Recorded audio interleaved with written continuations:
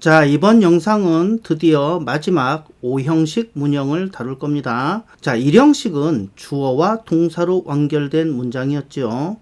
2형식은 주어 동사까지 썼지만 문장이 완결이 안 됐어. 즉, 뭔 소리를 하는지 알아들을 수 없게 됐다는 얘기죠. 그래서 당연히 동사 뒤에 뭔가 추가적인 정보가 와야 하는데 동사 뒤에 뭔가 이렇게 꼭 와야 한다면 둘 중 하나라고 했죠.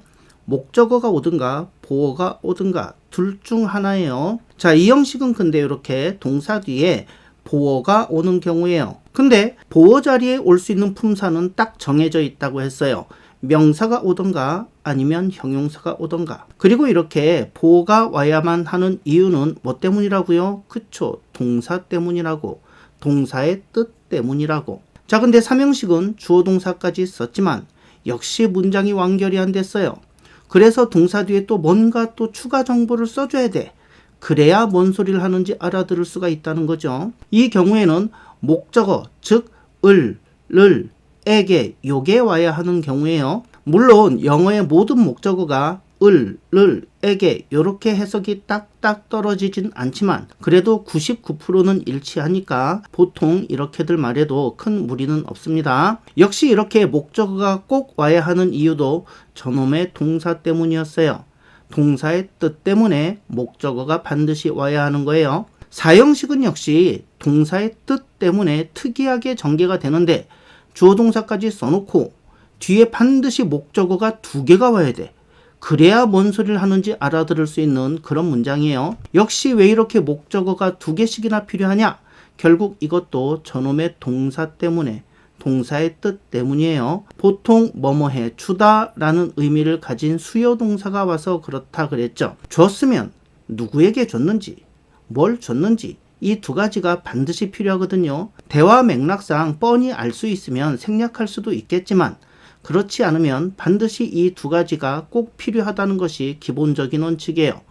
그래서 누구에게 줬는지 이걸 우리가 간접 목적어라고 하는데 이게 먼저 나와야 하고 그 다음에 뭘 줬는지 이걸 우리가 직접 목적어라고 하는데 이게 그 다음에 나와야 돼요. 이렇게 목적어 순서가 딱 정해져 있었죠. 목적어 순서가 바뀌면 그 의미도 완전히 바뀌어.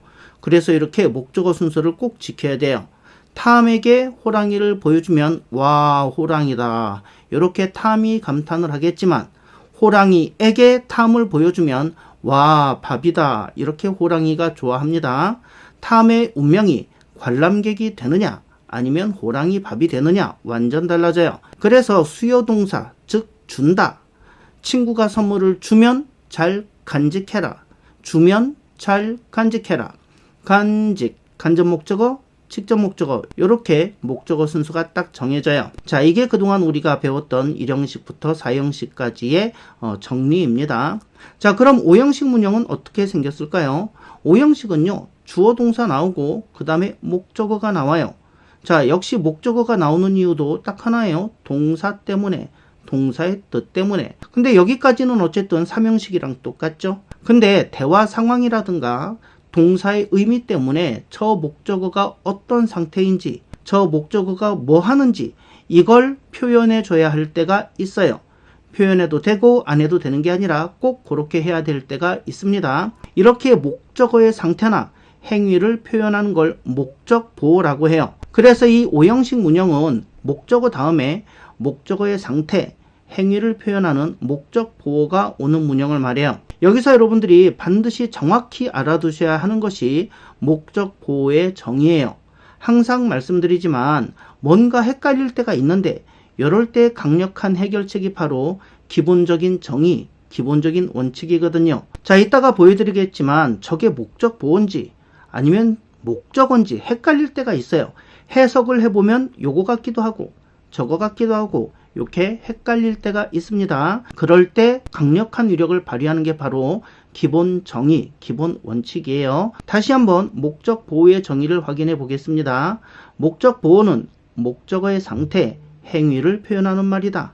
주어랑은 아무 상관이 없어요. 목적어하고만 상관이 있는 겁니다. 이거 놓치시면 안 돼요. 이걸 놓치시면 나중에 능동수동 따져서 목적보호 자리에 과거분사 쓸 거냐 아니면 다른 걸 쓸 거냐 할 때 자꾸 헷갈리신단 말이죠. 그래서 다시 목적 보호는 목적어의 상태, 행위를 나타내는 놈이다. 그러니까 능동수동 따질 때조차도 목적어와 목적 보호 요 두 녀석만 보시는 거예요. 두 녀석의 관계만 보시는 거예요. 요거 꼭 명심해 두시기 바랍니다. 자, 그리고 당연히 목적 보호도 보호니까. 그리고 보호 자리에는 명사, 형용사만 오는 게 원칙이니까 목적 보호 자리에도 명사나 형용사만 올 수 있다. 요게 원칙이다. 이 점을 분명히 인지하고 계셔야 돼요. 이걸 알아야 사역동사, 지각동사, 준사역동사 이런 것들이 왜 각종 시험에서도 그렇게 중요하게 다뤄지고 실제 영어 활용에서도 중요한지 이해하실 수가 있어요. 그리고 여러분들이 외우느라고 많은 시간과 에너지를 투자했던 그 수많은 공식에서 해방되실 수가 있습니다. 자, 화면에 있는 문장을 한번 분석해 보시겠습니다. I, 나는 주어죠. ordered, 명령했다. 동사입니다. him, 그에게 이렇게 오는 게 맞겠죠. 명령했다. 그에게. 자, 목적어입니다. go there, 거기에 가라고. 자, 노란색 밑줄 친 저 부분 go there, 저놈의 정체를 한번 생각해 볼게요. 거기에 간다. 근데 누가 가요? 주어 I가 가는 건가요? 목적어 힘이 가는 건가요? 그쵸? 목적어가 거기에 가는 거예요.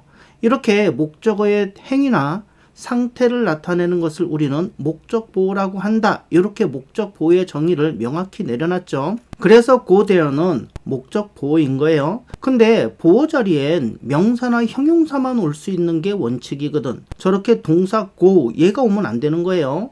위법이고 불법이에요. 그럼 어떻게 할까? 동사를 다른 품사로 바꿔야죠. 동사를 다른 품사로 바꾸는 대표적인 방법이 바로 동사 앞에 to를 붙이는 거예요. 그래서 저렇게 to를 샥 붙이면 동사가 형용사로 돼서 보호 자리에 올 수 있는 자격이 되는 거예요. 즉 형용사 보호란 얘기죠. 자, 명사 보호, 형용사 보호 가려내는 건 109강에서 알려드렸으니까 까먹으신 분들은 109강 꼭 다시 한번 시청해 주세요. 그리고 명령했다는 거는 너 앞으로 이렇게 해라 이런 의미죠.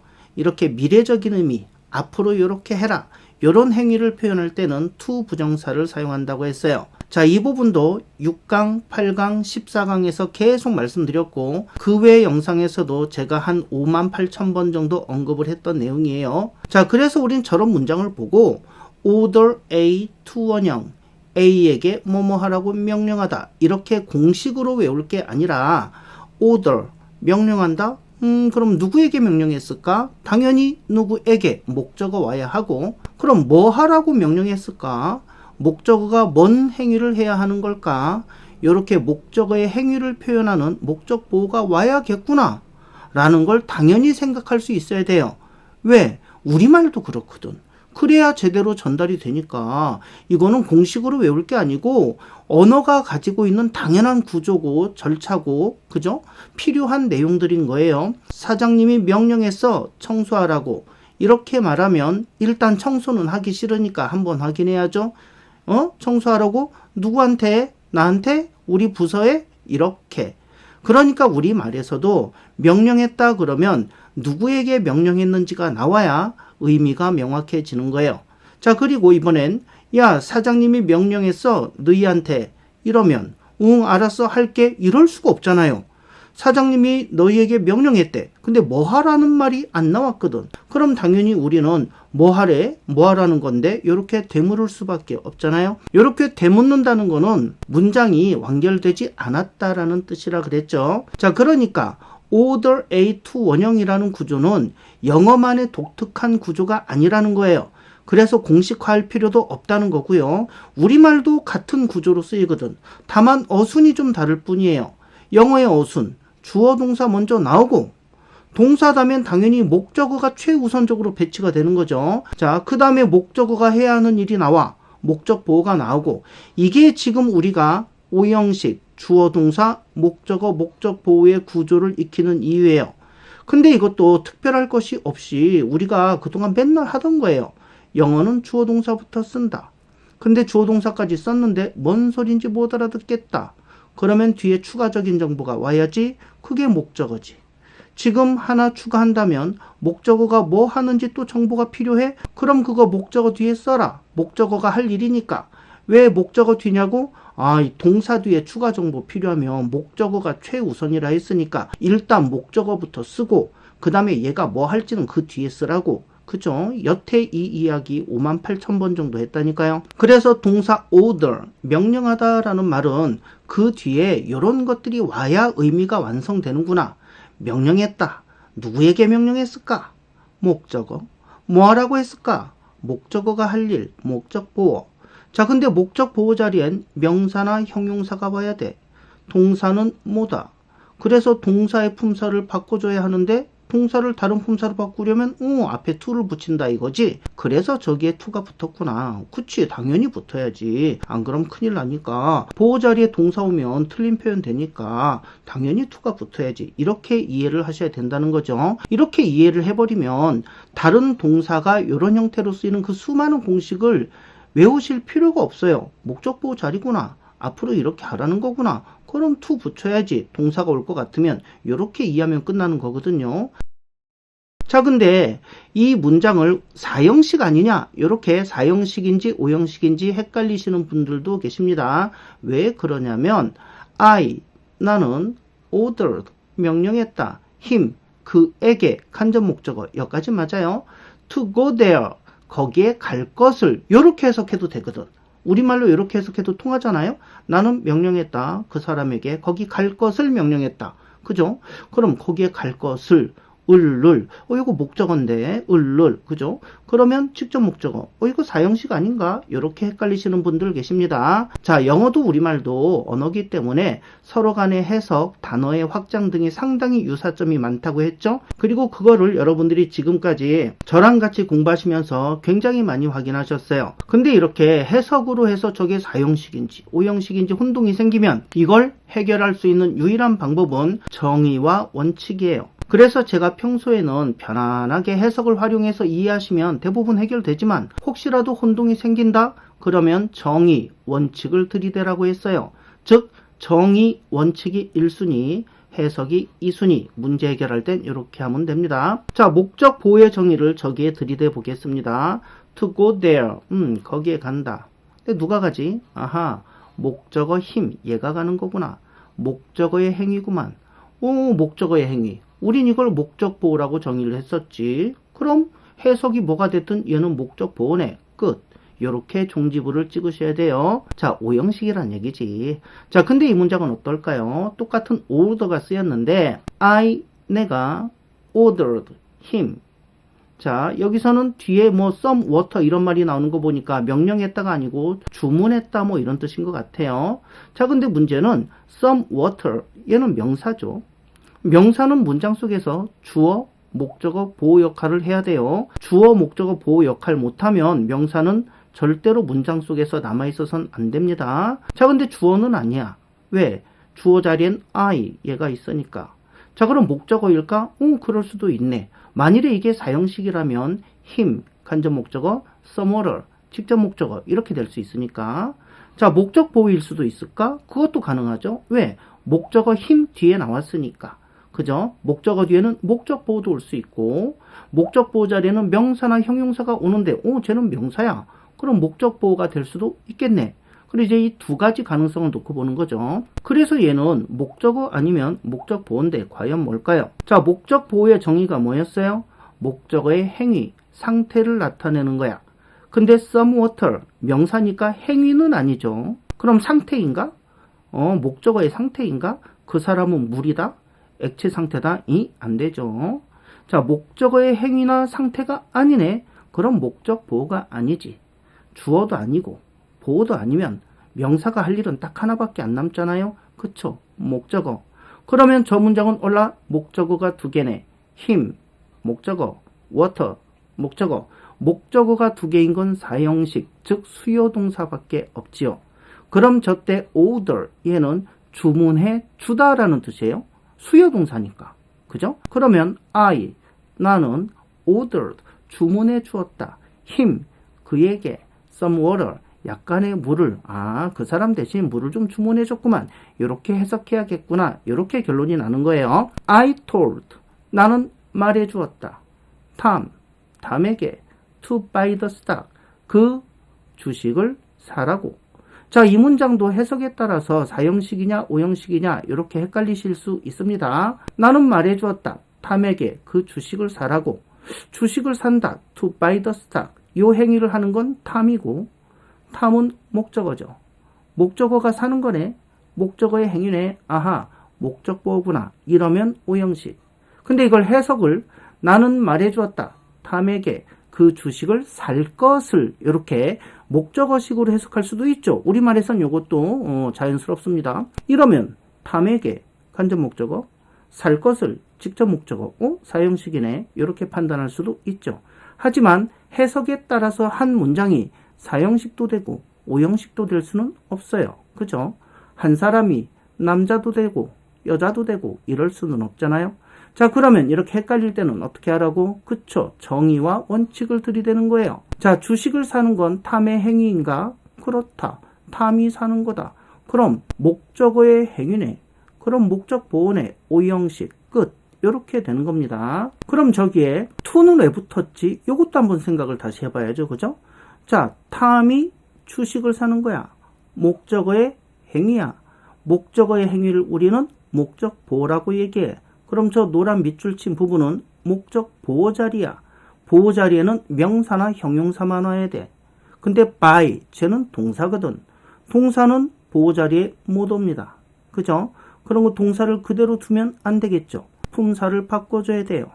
앞에 뭐 붙이라고? 그쵸. to 이렇게 붙이는 거예요. 그래서 우리가 tell A to 원형, A에게 뭐뭐 하라고 말해주다. 이런 공식을 또 외우지만 이제 공식을 외울 필요가 없다는 얘기지. 저기에 to가 왜 붙었는지 우린 알고 있으니까. 그죠? 자, 뭐뭐 하라고 말해주었다. 앞으로 이렇게 해. 이 얘기죠. 이것도 미래적으로 자, 앞으로 이렇게 하라고 얘기하는 거니까 당연히 to 부정사가 붙는 거예요. 자, 그 다음에 나는 told 말해주었다. 탐에게 the secret 그 비밀을. 자, 이 경우는 어떨까요? the secret 명사네. 그죠? 그럼 행위는 아니네. 명사는 행위를 나타낼 순 없으니까. 그럼 탐의 상태인가? 탐이 비밀이다. 이건 아니네. 탐, 걔 뭐야? 정체가 뭐야? 탐은 비밀이야. 자, 목적어 탐의 행위나 상태가 아니지요. 그죠? 그럼 이건 목적 보호는 아니네. 그럼 목적어지. 그죠? 그럼 탐, 목적어, the secret, 목적어 두 개, 그러면 이건 사형식 이렇게 되는 겁니다. 그래서 여러분들이 목적 보호의 정의를 아는 것은 매우 중요해요. 사형식과 5형식을 구분해낼 수 있어야 하는 것도 중요하겠지만 여러분들이 아까 말씀드렸던 대부분 우리가 공식화해서 외웠던 그 무슨 구문, 수거 이런 것들 목적 보호의 정의만 알면 여기 목적 보호 자리구나. 그러니까 동사 못 오는구나. 그래서 동사를 다른 품사로 바꾸려고 to를 붙이는구나. 요것만 이해해도 여러분들이 외워야 하는 그 수백 개의 공식이 한 방에 다 날아가 버립니다. 외워서 쓰는 게 아니고 내가 생각해서 내가 만들어서 쓸 수가 있거든요. 그죠? 자, 이렇게 이번 영상에서는 앞으로 우리가 5형식을 공부하는 데 있어서 걸릴 수도 있는 지뢰를 하나 제거했어요. 미리 지뢰를 제거한 거예요. 4형식 아니냐 5형식 아니냐 이렇게 헷갈릴 수 있는 부분을 제거한 거거든요. 자, 4형식 5형식 헷갈릴 때는 어떻게 처리한다고요? 역시 정의와 원칙이 중요한 역할을 했죠. 목적 보호의 정의, 목적어의 행위나 상태를 나타내는 걸 목적 보호라 한다. 그럼 목적 보호 자리에는 아무나 오면 되나? 그건 아니고 명사, 형용사만 올 수 있다. 목적 보호 자리에 만일에 동사가 온다면 동사를 다른 품사로 바꿔라. 명사나 형용사로 바꿔라. 그러면 된다. 즉 to를 붙이던가 현재 분사나 과거 분사로 바꾸든가. 분사는 형용사니까 당연히 보호 자리에 올 수 있습니다. 아니면 동명사로 바꾸든가. 동명사는 명사니까 또 당연히 보호 자리에 올 수 있어요. 오늘은 to 붙이는 것만 보셨지만 앞으로 영상이 진행됨에 따라서 분사, 동명사, 형태의 목적 보호도 보시게 될 거예요. 다음 영상에서는 같은 동사인데도 불구하고 다양한 문형으로 쓰이는 것들이 있죠. 사실 그런 동사들이 매우 많죠. make만 해도 1형식부터 5형식까지 다 쓰입니다. 이렇게 하나의 동사가 다양한 문형으로 쓰이는 경우가 많은데 그럼 또 우리의 고민이 여러 가지로 깊어지죠. 그 많고 다양한 고민을 한마디로 정의하자면 이거예요. 저것들은 도대체 왜 저러는 거요? 왜 말을 쳤다고 하는 거예요. 그죠? 자, make가 1형식부터 5형식까지 다 쓰이는 놈이니까 저놈이 문장에 나오면 도대체 몇 형식으로 해석을 해야 될까? 그걸 결정하는 기준은 뭐냐? 동사 C도 3형식으로도 쓰이고 5형식으로도 쓰이는데 한 가지로 좀 통일하면 안 되겠니? 우린 통일 좋아하거든. 남북한도 통일해야 되고 특히 남자들은 점심시간에 빨리 먹고 쉬려고 식당에서 음식 주문할 때도 통일하는 거 좋아하고 저렇게 동사 하나가 여러 가지 문형으로 쓰이면 일단 무섭죠. 겁나고 일일이 다 외워야 할 것 같아서 머리가 복잡해지거든요. 하지만 너무 걱정 안 하셔도 됩니다. 제가 늘 말씀드리죠. 영어도 언어고 한국어도 언어고 상식적으로 생각하면 대부분 해결될 거예요. 영어가 이상한 게 아니라 사실은 우리가 한국어랑 관련지어서 생각하지 못하다 보니까 사실 우리말도 그렇거든. 영어가 팁다 이상한 외계어처럼 보이는 거예요. 이 문제도 다음 영상에서 상식적인 선에서 해결이 될 테니까 걱정 안 하셔도 됩니다. 자, 긴 영상 시청해 주셔서 감사합니다. 저는 다음 영상에서 뵙겠습니다. 끝이에요.